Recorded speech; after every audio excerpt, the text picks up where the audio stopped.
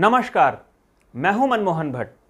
Ankita murder case का प्रमुख आरोपी पुलकित आर्य अब सबके निशाने पर है, लेकिन एक बड़ा सवाल यहां पर यह है कि क्या पुलकित आर्य के परिजनों को उसके काले कारनामों की जानकारी पहले से थी।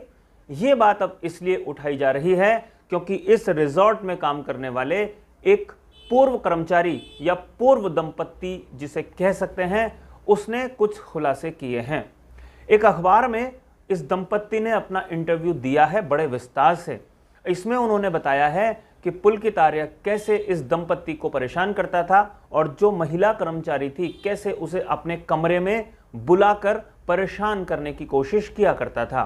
क्योंकि उसका पति साथ में ही होता था, इसलिए पुलकित आर्य कोई बड़ा कांड करने में नाकाम रहा।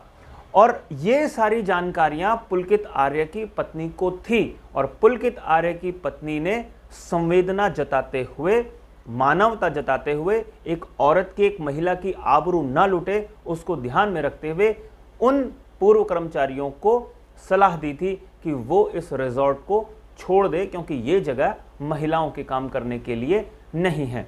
तो ऐसा लगता है कि पुलकित आर्य के काले कारनामों की जानकारी उनके परिवार के लोगों को थी, लेकिन अगर ये जानकारी थी तो पुलकित आर्य को क्यों समय पर ऐसे उल्टे सीधे धंधे करने से रोका नहीं गया। क्या पुलकित किसी के रोके नहीं रुक रहा था? ये अब बड़ी बात सामने आई है। लेकिन कुछ भी हो, पुलकित के काले कारनामों की सजा उसका पूरा परिवार भुगत रहा है। अभी पुलकित का परिवार हरिद्वार छोड़कर किसी दूसरे स्थान पर शिफ्ट हो गया है कुछ समय के लिए। उन्हें डर है कि कहीं नाराज भीड़ उनके घर में तोड़फोड़ ना कर दे, हंगामा ना खड़ा कर दे और लोगों को नुकसान ना पहुंचा दे।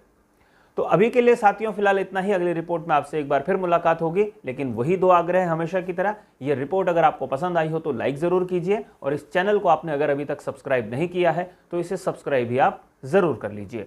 नमस्कार।